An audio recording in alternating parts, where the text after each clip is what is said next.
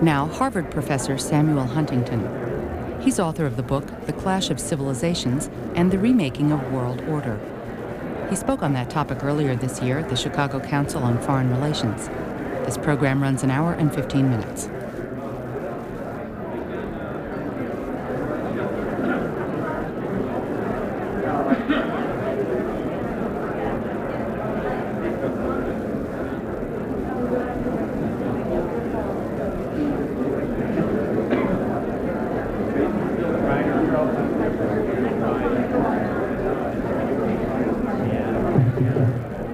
Good evening, ladies and gentlemen.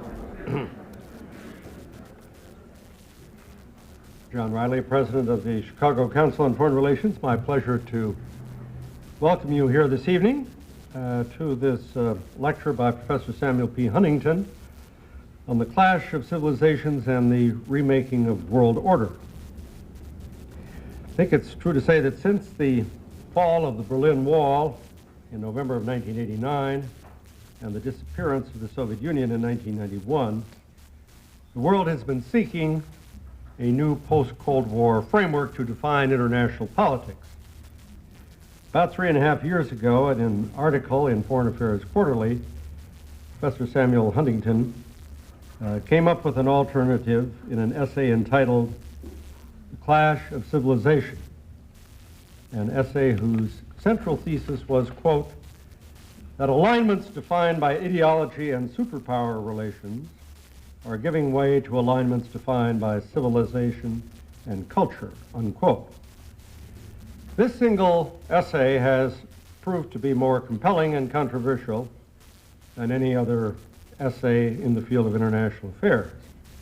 And Professor Huntington has now developed this thesis fully into a book which bears the title The Clash of Civilizations and the Remaking of World Order.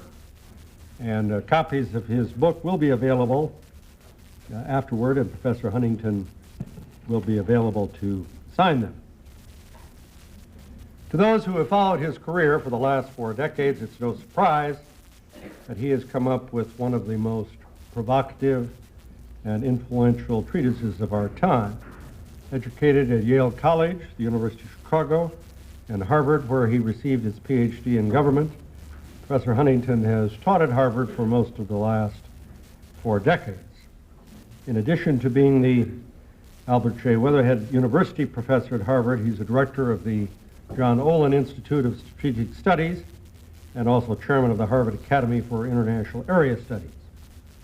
With an old friend of his from Harvard, Warren Manchell, about 2.5 decades ago, he founded and was a co-editor for many years of Foreign Policy Quarterly, a journal which many of you know and regularly read, a journal which has become a very influential foreign policy journal in the last 2.5 decades, and one with which we here at the Chicago Council have been closely associated.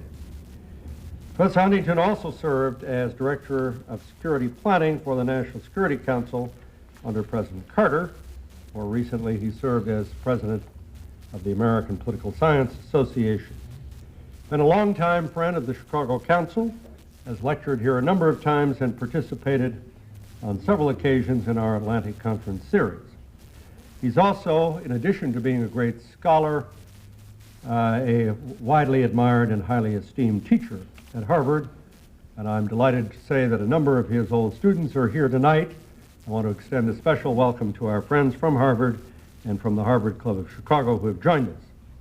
Sam Huntington is also the author of numerous articles and books about American politics, about international politics, about modernization, books ranging from The Soldier and the State, which appeared in 1957, to New World Democratization in the late 20th century, appearing in 1991.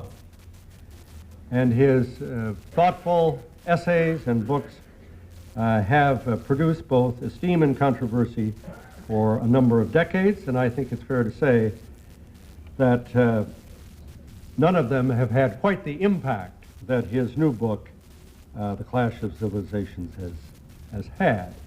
For that reason, we're particularly pleased to welcome back to the Chicago Council on Foreign Relations Professor Sam Huntington, who will talk about Clash of Civilizations and the Remaking of World Order. Sam Huntington.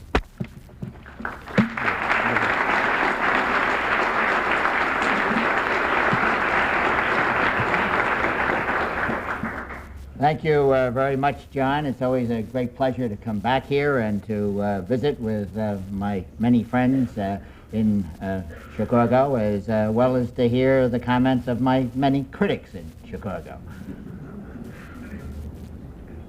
John was quite right when he referred to the discussion that my article in Foreign Affairs stimulated 3 years ago. I was quite surprised by all the reaction to it. And I must say, some of the reaction, a good deal of the reaction, wasn't exactly the sort of reaction I would have wanted. A few of the comments on it labeled the article brilliant and original, but those were very, very few. Perhaps the most interesting one along that line was from Richard Nixon, who thought the article was absolutely terrific.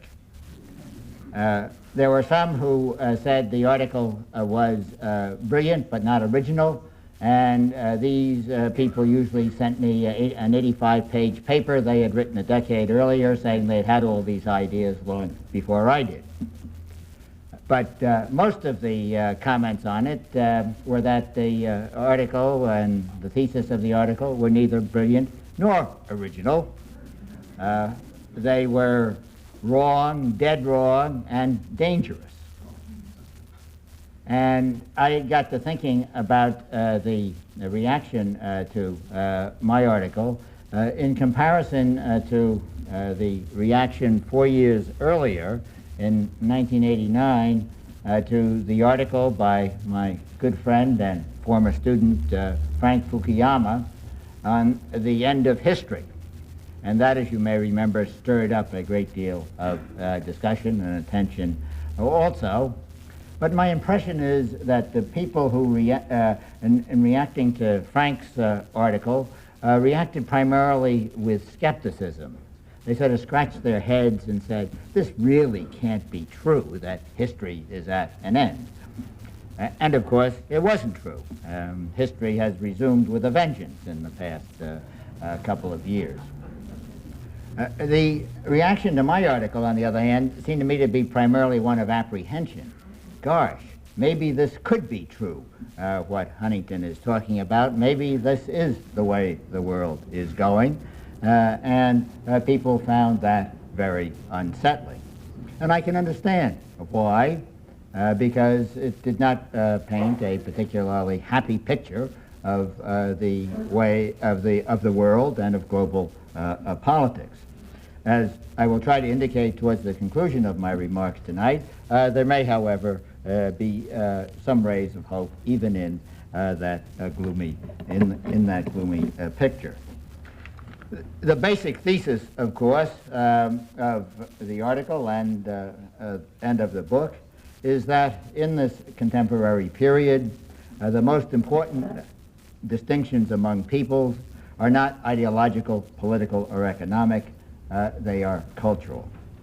In my study at home, I have a thick stack of articles, newspaper clippings, reports, other documents, each one of which deals with a different country, with Japan, China, Germany, Russia, Turkey, India, Pakistan, France, Britain, the United States, others. The thesis of each of these articles is that the particular country it is concerned with is in the midst of a major crisis of identity. The world seems to be in a global crisis of identity. Everywhere, peoples and nations are attempting to answer the most basic question humans can face. Who are we? And they are answering that question in the traditional way that humans have answered it, by reference to the things that mean most to them. People define themselves in terms of ancestry, religion, language, history, values, customs, institutions. They identify with cultural groups, tribes, ethnic groups, religious communities, nations, and at the broadest level, I would argue, civilizations. Nation-states obviously remain the principal and most powerful actors in world affairs. Their behavior, will be shaped now, as it has been in the past, by the pursuit of power and wealth. But it is also shaped by cultural preferences, commonalities, and differences. States are less likely to see threats coming from states with which they are culturally similar than they are to see threats coming from states that are culturally different. States and peoples who share in a common culture find it easier to cooperate and to trust each other. Global politics, as a result, is being reconfigured along cultural and civilizational lines. This development, it seems to me, has 5 major implications. 1, for the first time in history, global politics is both multipolar and multi-civilizational.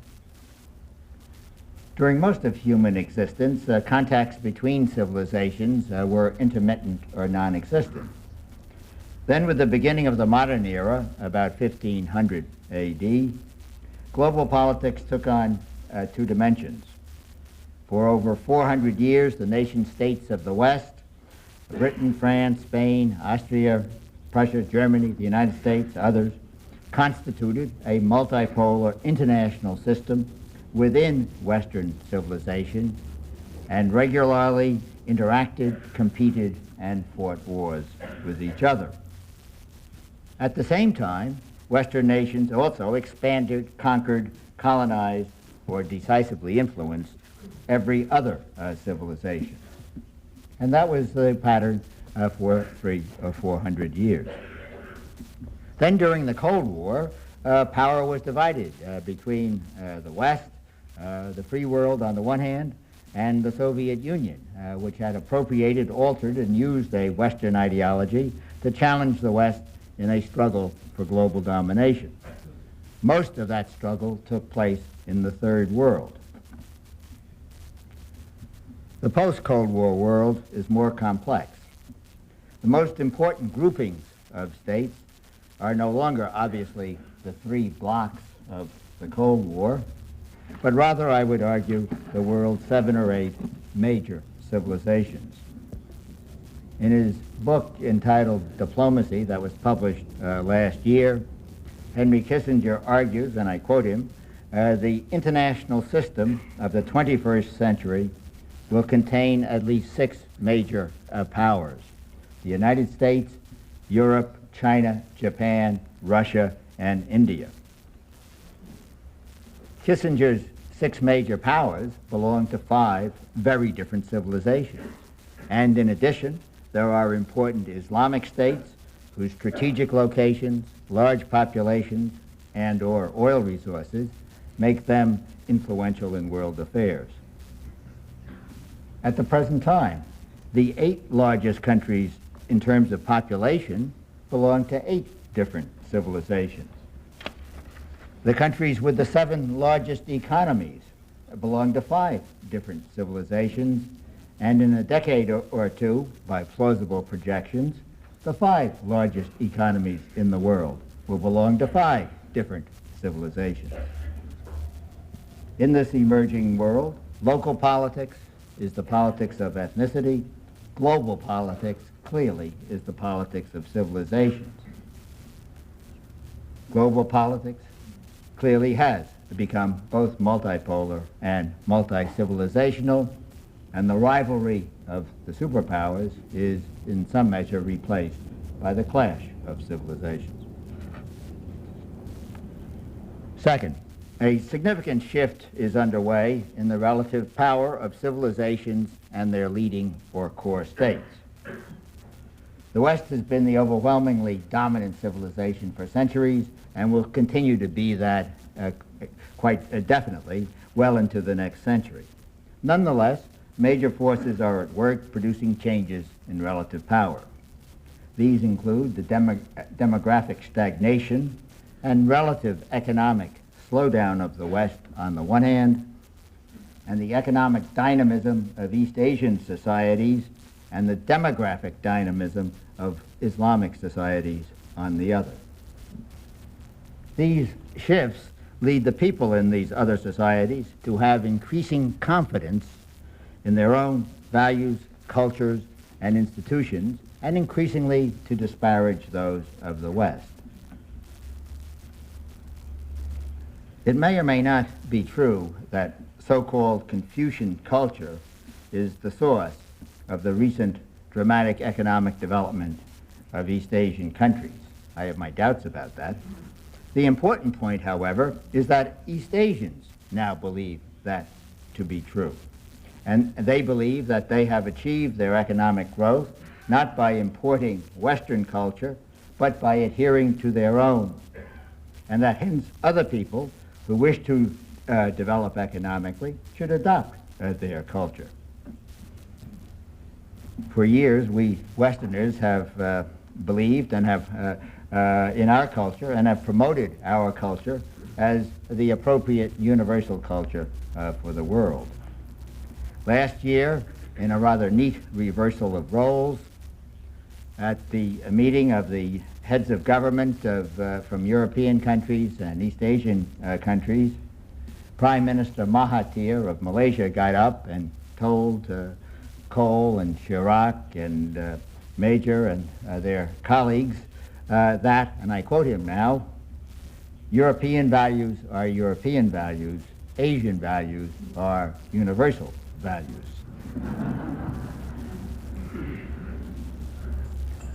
In addition to this, one of the most significant developments culturally and politically in recent days clearly is the Islamic resurgence, which has swept across the Muslim world and affected major aspects of life in every Muslim country from Morocco to Indonesia. With one exception, I think it is fair to say, every Muslim country is now more Islamic and Islamist in its outlook, behavior, and institutions than it was 15 years ago. The one exception would be Iran. But this rededication to Islamic culture also very explicitly involved the rejection of Western culture. As people begin to develop a sense of power and of confidence, they put more and more trust in what they view as their own values and beliefs and way of life, and they see virtue in those as a result of their economic and, in some cases, political success. Third point. In this new world, the relations between states from different civilizations will normally be distant and cool and often highly antagonistic. While ad hoc coalitions may exist from time to time between states of different civilizations, these relations are much more likely, I believe, to be described by such terms as competitive coexistence, Cold War, and Cold Peace. The term Cold War, La Guerra Fria, it is interesting to note, was invented by 13th century Spaniards to describe their relations at that time with their Muslim neighbors. And the world now is likely to be a world of several Cold Wars. The most important axis in world politics, however, will be the relations between the West and the rest, as the West attempts to impose its values and culture on other societies despite its declining ability to do so. The relations of the West with what I would call the challenger civilizations, that is, Islam and China, are likely to be particularly difficult and antagonistic. Already we can see a wide range of issues running from nuclear proliferation to human rights to economic and trade issues and a variety of other issues which come up in the dealings between the West and these other civilizations. And with Islam, of course, there is also the questions of terrorism, of Western military intervention in Islamic affairs, and of migration, which is a major issue in many countries in Europe. Most importantly, however, in terms of the relations between the West and Islam and China is the question of who will shape and the nature of global politics and global institutions in the coming century. Who will exercise power? If the economic development of China continues at the same rate for another decade or two that it has had during the past 2 decades, China will become an increasingly powerful country and undoubtedly will attempt to assert its traditional hegemony in East Asia. In fact, in some respects, it is already doing that. This will present the real problems to other East Asian societies, as well as to the United States, which historically has always opposed the domination of either East Asia or Europe by a single power. Indeed, we have fought 2 world wars and 1 Cold War to prevent that from happening in this century. I am not necessarily saying that there will be another war of that sort, but I think this is the rise of China will be a major problem for policymakers throughout the world. And in these conflicts, it clearly will be in the interests of the West to attempt to align with itself the core states of what I would call the swing civilizations, that is, Russia, Japan, and India. Fourth, conflict among ethnic groups is obviously pervasive within civilizations.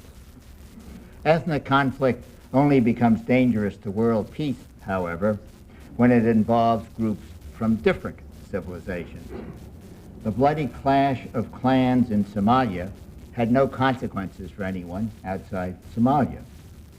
The bloody clash of tribes in Rwanda and Burundi has had disastrous consequences for Zaire, Uganda, and Tanzania, but not much further.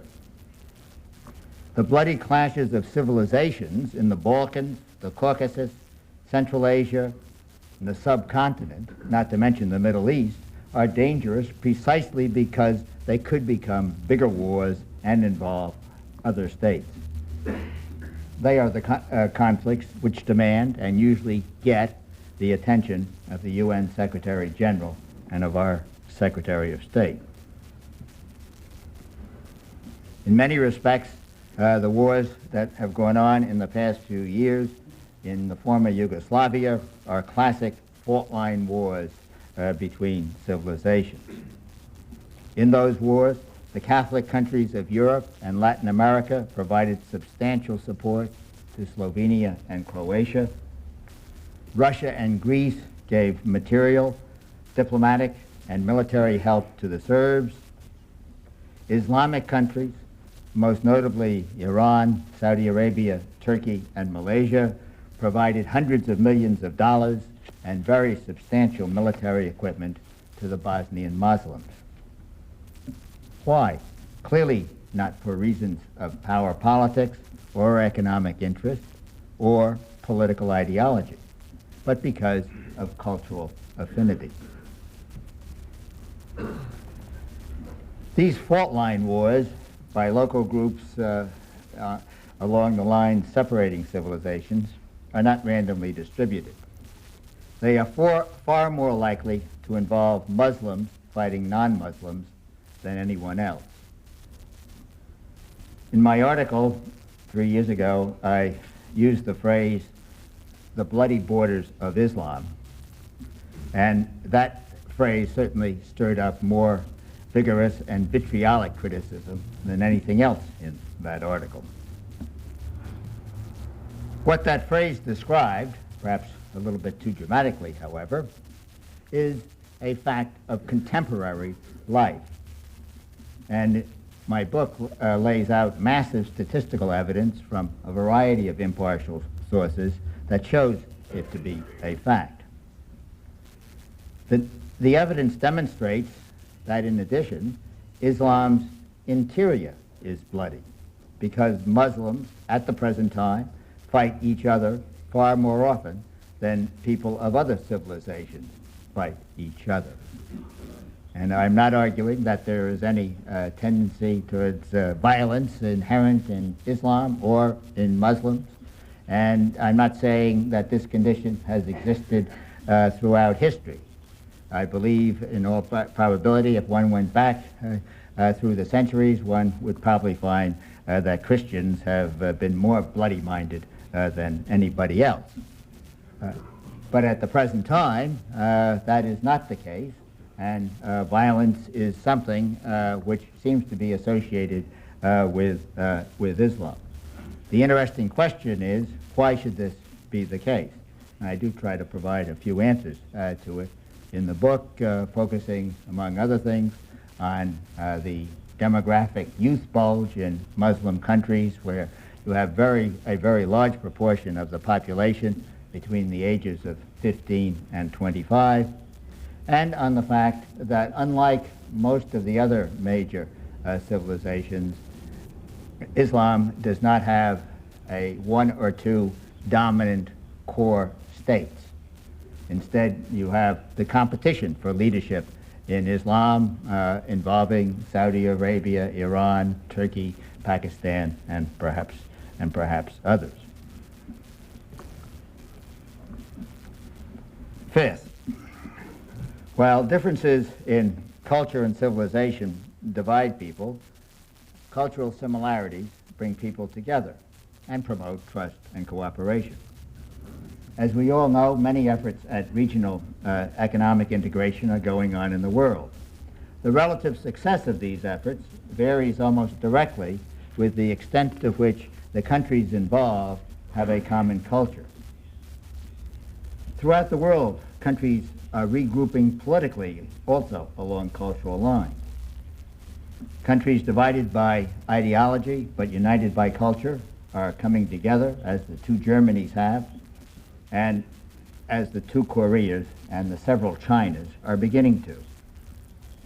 Increasingly, people and governments talk of cultural communities transcending state boundaries.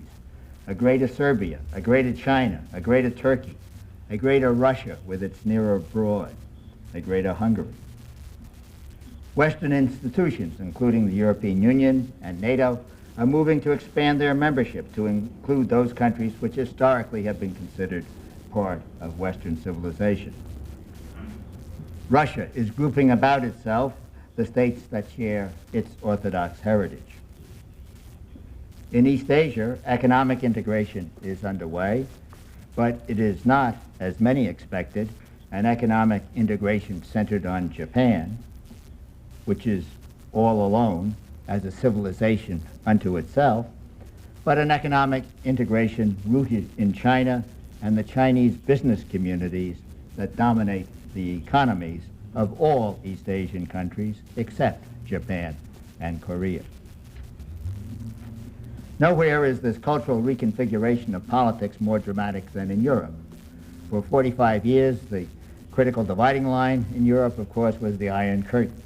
Now that line has moved several hundred miles east, and it is the line separating the peoples of Western Christianity on the one hand from Muslim and Orthodox peoples on the other.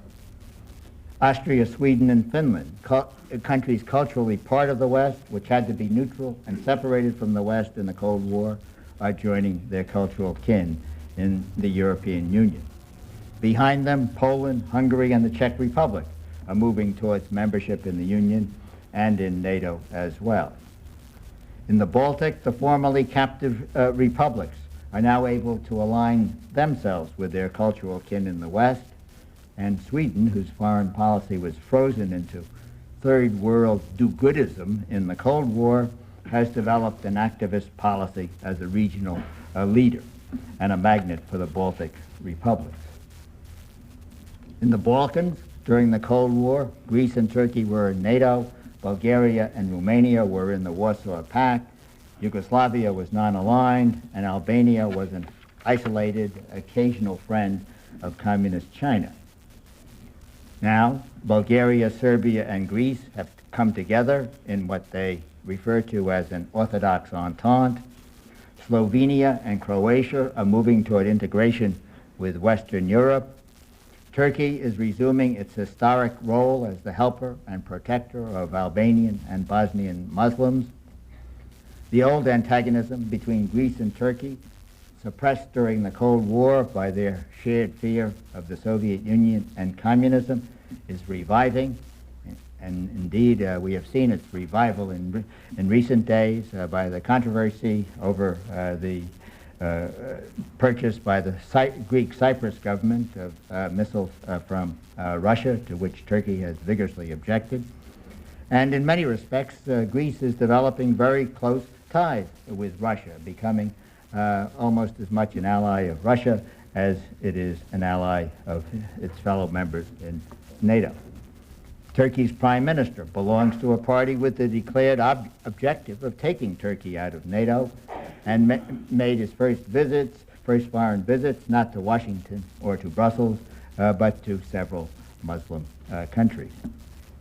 Cultural connections and divisions are replacing the ideological and political divisions of the Cold War. Now, people, in conclusion, sometimes accuse me of creating what is referred to as a self-fulfilling prophecy. They say that because I have identified, described, and called attention to clashes of civilizations, this will make people more eager to engage in them. No prophecy, however, is in itself either self-fulfilling or non-self-fulfilling. It depends upon what people do. And in the past, I must say, I have when I have made predictions, I have not been aware of great masses of people rushing out to validate them. In the 1950s and 1960s, many very serious and well-informed people predicted that nuclear war was virtually inevitable. That war did not come about because people became aware of this possibility and took steps to prevent it from materializing. The question now is, it seems to me, how can we prevent local fault line wars and core state conflicts from escalating into major wars of civilizations? It is first necessary, I believe, to recognize and to accept the extent to which global politics is indeed being shaped by cultural factors. During the Cold War, what order there was the product of superpower dominance of their two blocs and superpower influence in the Third World. In the emerging world, global power is fading. Global community is a distant dream. Neither the United States nor the United Nations can impose order on a global basis. The components of order in today's more complex and heterogeneous world are found within and between civilizations. The world will be ordered on the basis of civilizations or not at all. In this world, the core states, the leading states of civilization, will take the place of superpowers. They are the sources of order within civilizations and through negotiations with other core states between civilizations. Now you might say, isn't this basically a world of spheres of influence? And it is. But it is also a world in which the exercise of influence by the core state is tempered and moderated by the common culture it shares with the member states of its civilization.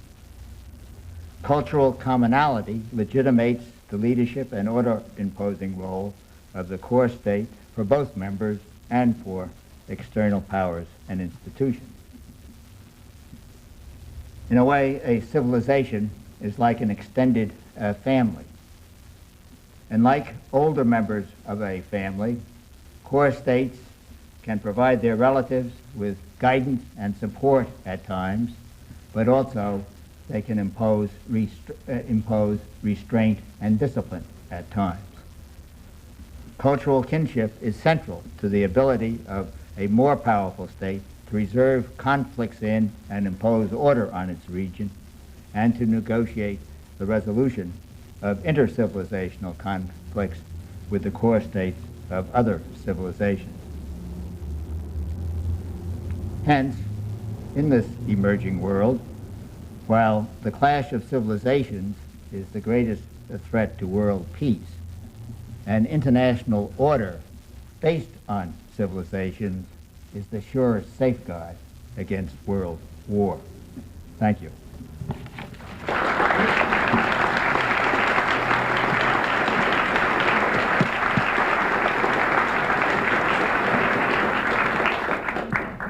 Well, thank you very much, Professor Samuel Huntington, for a very stimulating summary of this exciting book. I'm going to lead off with a question, and we'll follow by taking questions and comments from the floor. It would seem that our European friends in the European Union are more threatened by Islamic culture than this part of the Western world. This seemed to come out in the Yugoslav crisis, and yet one sees what appear to be anomalies in that Europe seems to have a far more conciliatory policy toward certain countries in the Middle East where Islam is represented. Iran and Iraq would be good examples. What, if anything, does this tell us about the relative influence of power versus culture in defining these relationships? Why don't we start with that? All right. Thank you, John. Obviously, there are anomalies in any big picture. No theory, no paradigm can order everything, account for everything.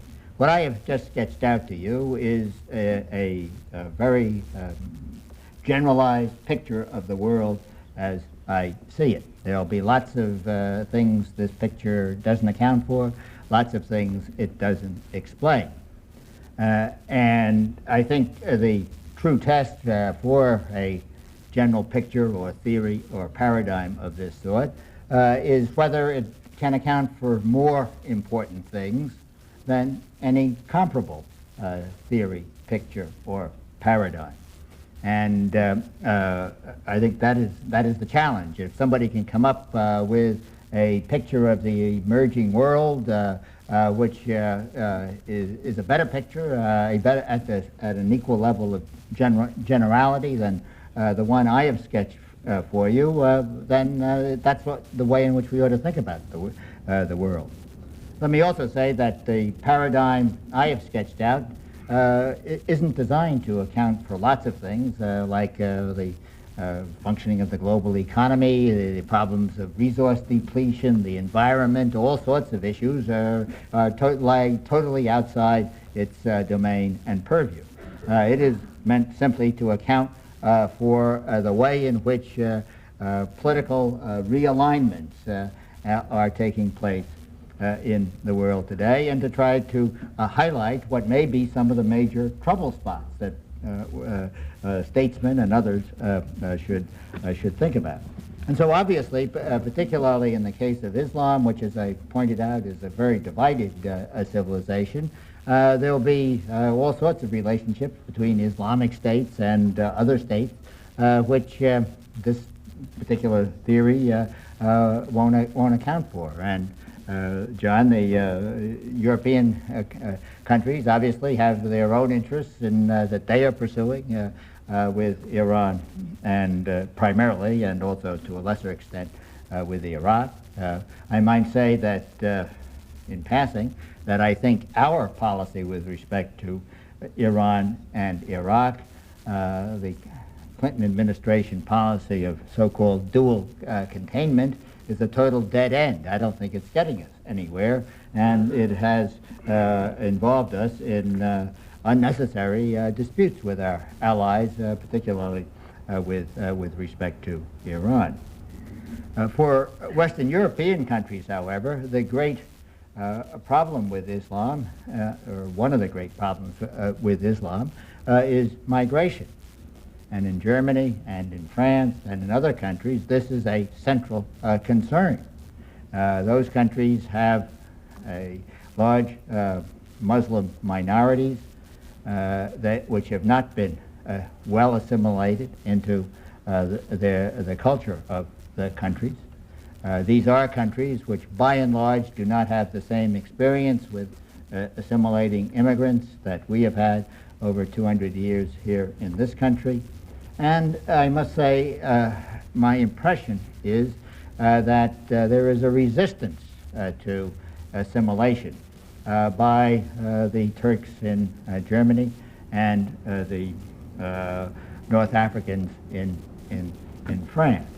And this is perhaps has its roots not just in their devotion to Muslim culture and way of life, but also in the fact that one of the things that is bringing the world together, the tremendous improvements in communications and transportation, also facilitates migrant groups remaining a part of their home culture rather than assimilating into their host country. It is so easy for them to go back to where they came from and maintain contact through all the media, all the modern means of communication, watch television in their own language, broadcast from their home country, and so forth and so on. And so in this respect, many of these things which we think are in some way bringing the world together are instead reinforcing differences. That was a long answer. Thank you. Well, Gabriele, I'd ask all of you to stand up, speak rather loudly and distinctly so everyone can hear, and could we start with you? Professor Hans, could you please define a little more precisely what you understand under civilization? Because I am under the impression that you largely define it on terms of religious belief. But for instance, when you quoted the problems European countries have with migration from Arab countries, it's certainly, to a large extent, not the problem Christians have versus Muslims, but it's mainly an economic problem. And most Europeans would not identify or define themselves primarily through their religious beliefs. So could you please clarify what is civilization? Thank you. Well, the term civilization obviously can mean a variety of things. The word actually came into use in the 18th century in France, and it was in the sense of civilization as being a higher level of culture, literature, art, so forth and so on, and civilized people were distinguished from non-civilized, primitive people, barbarians. As the Western countries interacted more and more with people from non-Western cultures, it became clear that civilization in this sense was not the sole property of the West, but that there were many other major cultures out there in the Islamic world, in India, in China, which had a high degree of culture in this sense, but were very different. And hence people stopped talking about civilizations simply in the singular and started talking about civilizations in the plural. And the term is now used, has been used, going back by scholars going back really to Max Weber, to mean the largest cultural entity with which people can identify.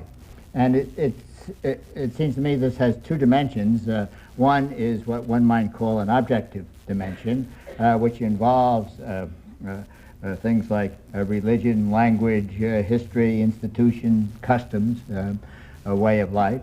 And the second is a subjective dimension in the sense that people have to identify with this history, language, religion, culture, and so forth.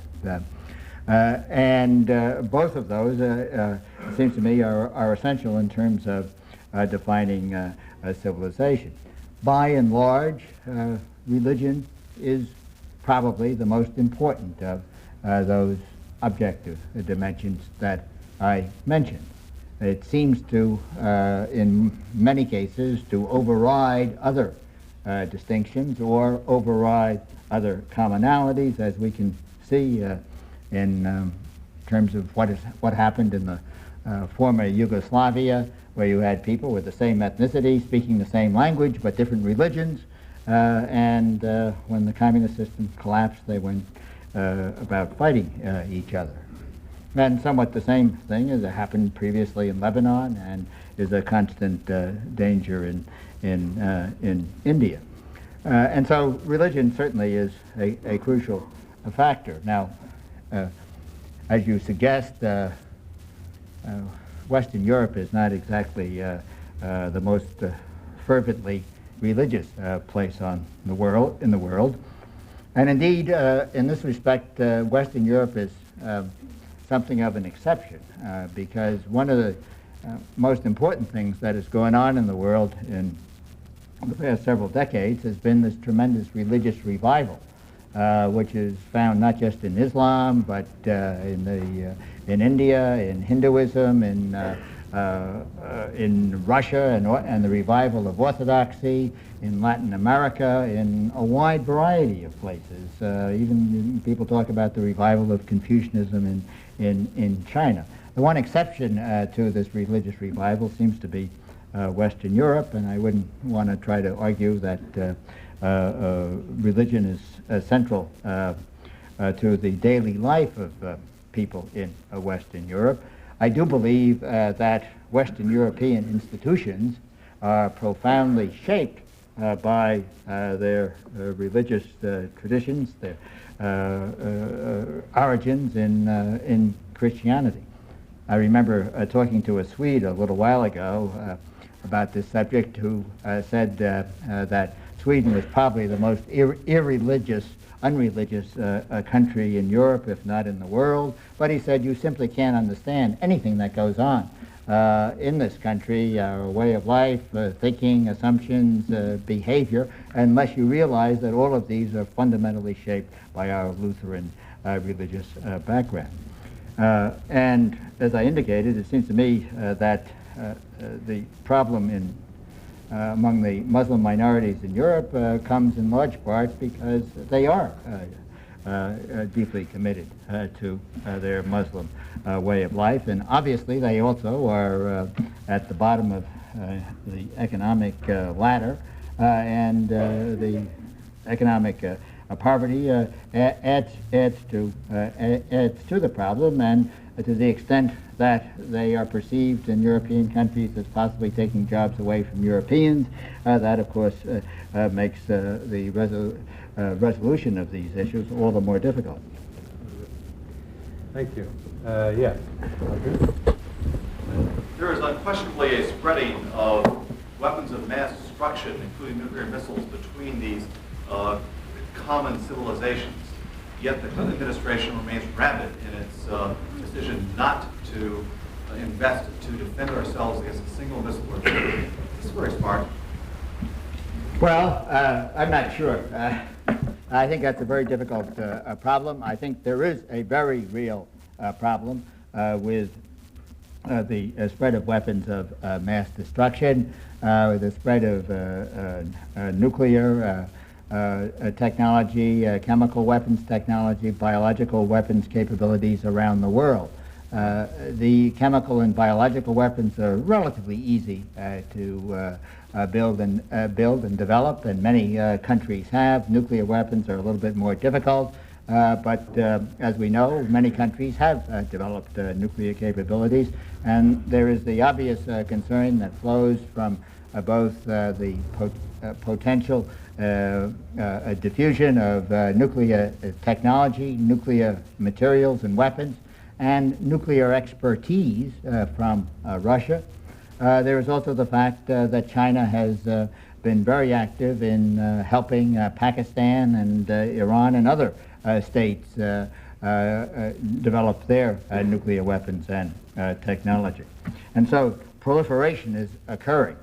How can we respond? One way clearly would be to do more than we have done in trying to develop some sort of protective missiles to defend ourselves against an attack, missile attack from other countries. And in a few years, some countries at least will have the capability of launching missiles against the United States. Some countries other than Russia, that is. So I would be in favor, I do favor doing much more than this current administration is doing in trying to explore and develop the technologies for a missile defense. But I think we should do that recognizing that if people want to do us harm, launching a missile from some continent on the other side of the oceans is one of the more difficult ways of doing us harm. If they have a nuclear weapon, they could very easily smuggle it into this country. And that, it seems to me, is the real, perhaps the most critical danger that we might have to confront. Yes. Professor, I haven't read your book, so this is the first exposure I've had to your thesis, but I have this question listening to it. This thesis of cultural affinity, why is it different than anything that really has happened continually in the past? It seems to me that cultures historically have always wanted, people who had things in common had always wanted to combine together, but it was always a function of whether their host country or other superpowers would allow them to, and if they had the power they could, and if they didn't, they didn't. I mean, some examples that come to mind: Israel in 1948, the Jews wanted a homeland. The victorious powers in World War II allowed them to establish a homeland there, so it worked. The Kurds, on the other hand, would love to carve a country out of northern Iraq and Turkey, but those countries, the United States, have never let them, and they don't have enough power to do it. Maybe something in the middle would be Chechnya, who would like to form a separate country out of Russia, and it's still, the jury is still out as to whether Russia has enough power to stop them. But the question is, why is that any different than the way it's always been? These cultures will try to combine, but it's always a function of whether someone else has enough power to stop them. Well, I think it, in large part, it has always been just as you described. I'm not saying that I'm pointing to something that hasn't been pointed to before or that hasn't existed before. What I'm trying to do is to indicate how politics in the post-Cold War world is likely to be shaped and how it will be different from Cold War politics. During the Cold War, the United States had relatively close alliance relationships with a number of countries which were not part of our civilization. Japan and Korea being notable examples, but also one could say Turkey. And close working relationships with Pakistan and other countries, because the basis of alignment then was communism versus anti-communism, or communism versus the West, or the free world, or however you want to define it. Now, it seems to me, those alignments that existed during the Cold War are under increasing question. In some cases, they are quite obviously have weakened, as I mentioned in the case of Greece and Turkey. Our relations with Pakistan look very different now than they did during the Cold War. In the last decade or so of the Cold War, we developed a relatively close working relationship with the People's Republic of China, because we had shared concern with a common enemy.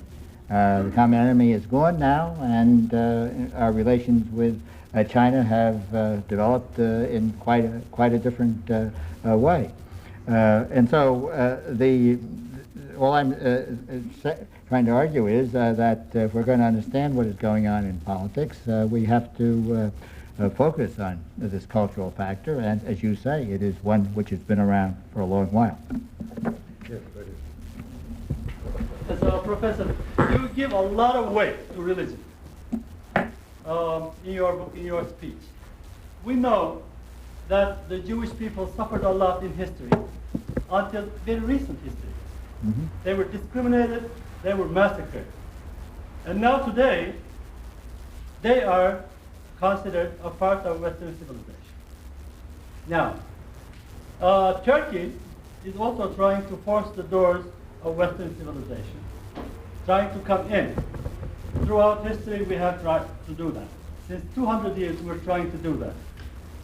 Now, is Islam a real threat? So that, are you pessimistic that Turkey cannot join the West? Because if Turkey joins the West, coming from the Ottoman Empire, it will bring you in a golden trade the whole Islamic civilization, and it will be a bridge in between. What would you say? Are you very pessimistic or not? Well, I guess that all depends upon what one thinks would be a pessimistic outcome and what would be an optimistic outcome.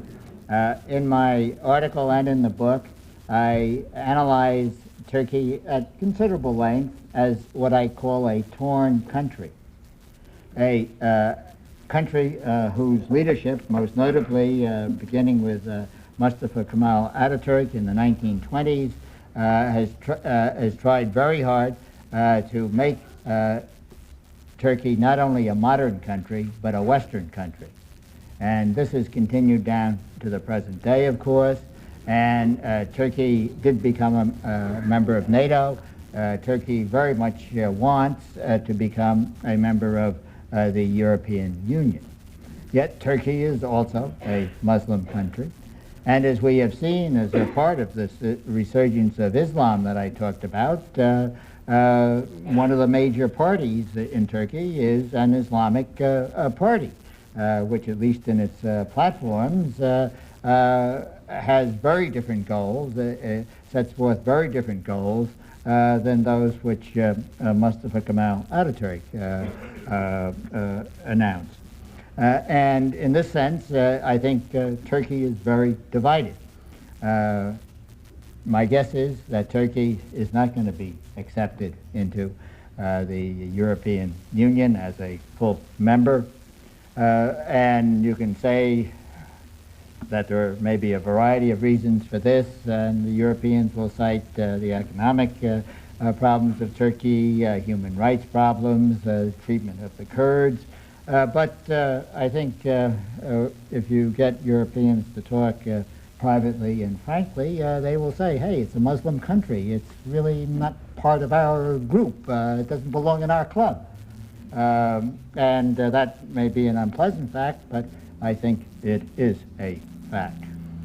I was in Turkey a few months ago and delivered a talk to a gathering of Turkish politicians and business leaders and so forth, and talked about this problem, and said that it seemed to me that a more desirable course for Turkey would be to stop pounding on the door of European institutions and not getting in and suffering this humiliation of waiting while other people were getting in, and that Turkey could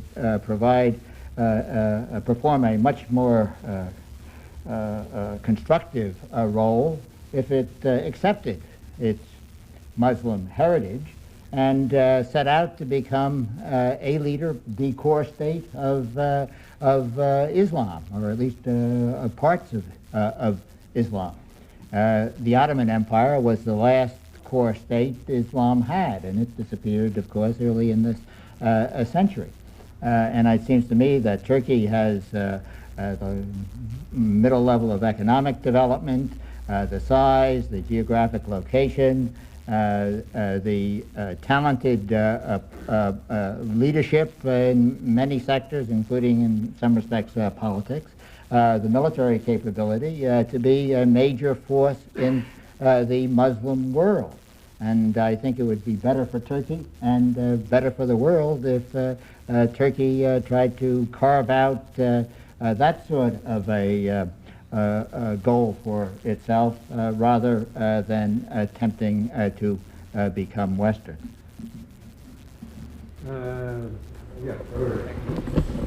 Yeah. Yes, I'd like to return to the issue of core values of civilizations. Yes. One thing that interested me very much about Clash of Civilizations was your emphasis that a core value of Western civilization is liberal democracy.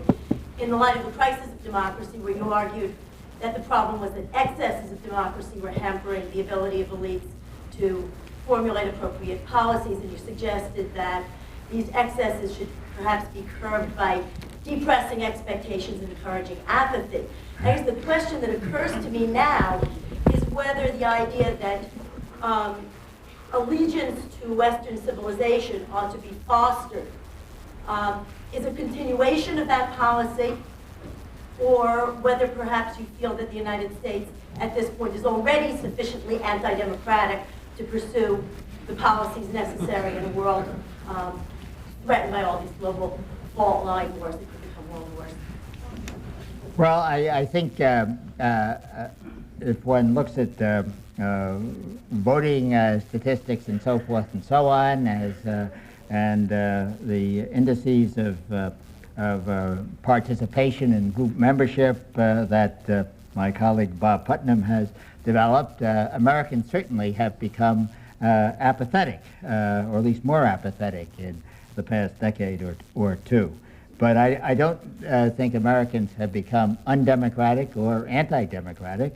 I think the United States is defined as a democratic country, and we are committed to democratic values and ideals that are espoused in the Declaration of Independence and the Constitution.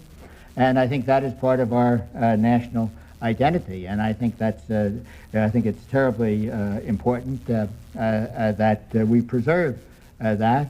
And I also think it is quite appropriate for us to try to promote those values like human rights and democracy elsewhere in the world.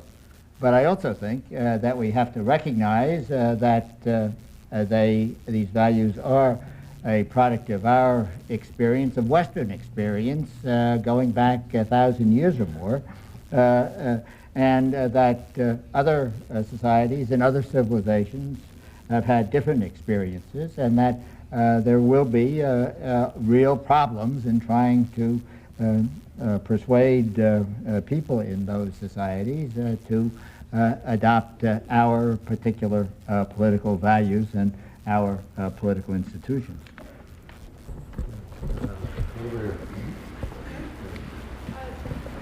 When you talk about a general picture, I was just curious what you'd have to say about South Africa, and particularly in light of recent news. I just read something about how they were talking about selling arms to Syria, and as they're nation building, as they're involved in nation building, where do you see them in this picture?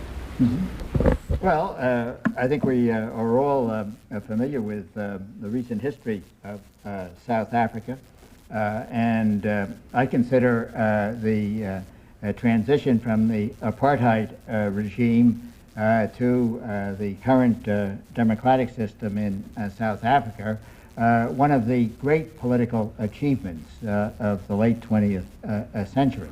And I think this is a transition to democracy that was handled with superb skill by people on both sides, by people on all sides, really, by political leadership in the National Party and in the ANC. And South Africa is certainly very fortunate to have had such a skilled leadership.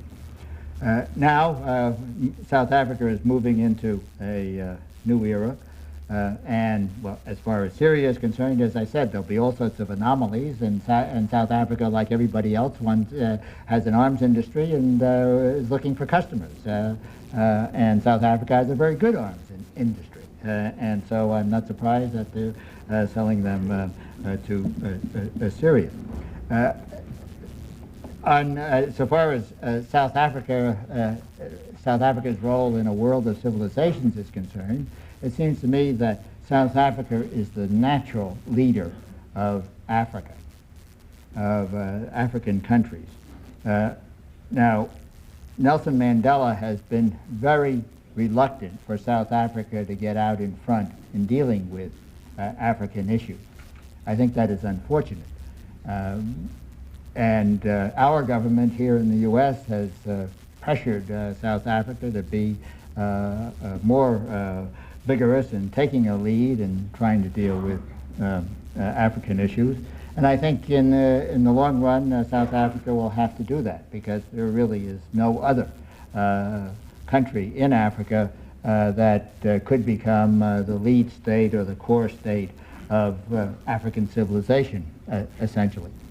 And the only other state with of comparable potential power is Nigeria, and Nigeria is a mess in many senses of that word, and is incapable of taking a really major role as a leader of African societies. South Africa, however, does have the capabilities in terms of political stability, economic wealth, military capability, and political leadership. And I think very soon it will have to start assuming some of the responsibility for what happens in Africa.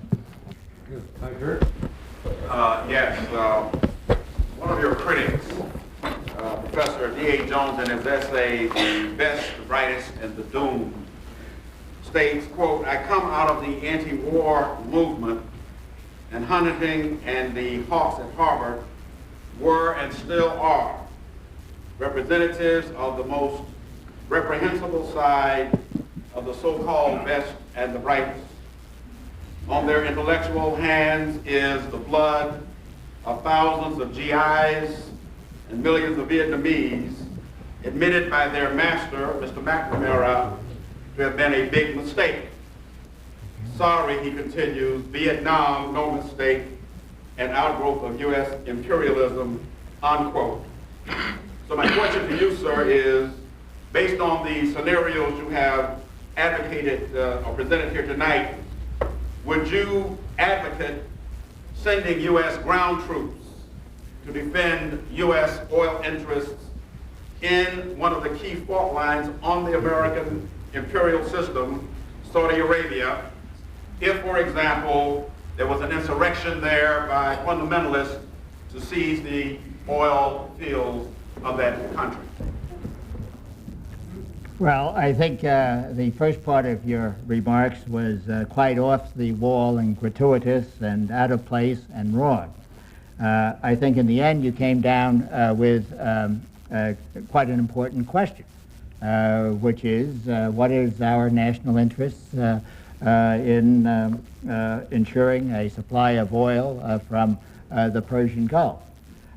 We have fought one war because we felt it was in our national interest to ensure that supply of oil would not be disrupted. I think it clearly is in our national interest to try to ensure that disruptions don't occur in the future. Now, one way, perhaps the most sensible way of dealing with this vulnerability would be to reduce our dependence upon oil from the Persian Gulf. But instead, our dependence upon oil imports is increasing rather than decreasing. And in the event that a fundamentalist regime should come to power in Saudi Arabia, which I think is not highly likely, but is quite possible. It seems to me the first questions would be, how did it come to power? What is the situation in Saudi Arabia?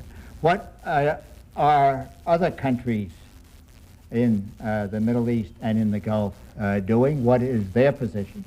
And in the end, it might well be necessary for us to take military action to ensure the continued supply of oil, not just to us, of course, but to our friends in Europe and to Japan and to other countries. I would hope it wouldn't come to that, but I would think that an American president confronted with a situation where that was necessary would make the same decision that George Bush made 6 years ago.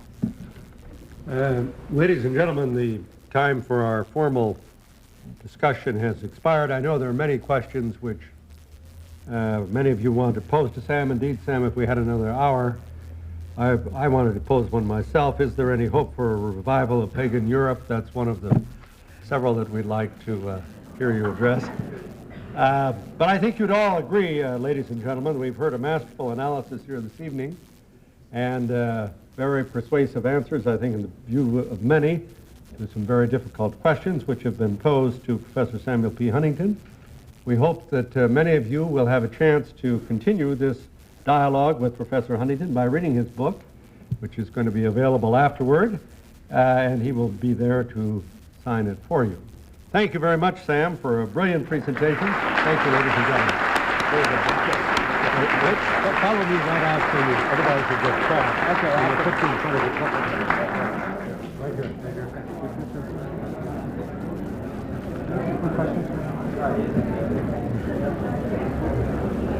In a moment, Wall Street Journal reporter Jill Abramson talks about honoraria and journalistic ethics.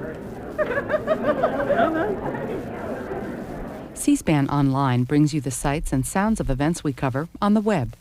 Listen in to C-SPAN and C-SPAN 2 with a sound card and a 14.4 modem. And now, if you have a 28.8 modem, you can watch the C-SPAN networks on your computer. Access to the public policy process on the World Wide Web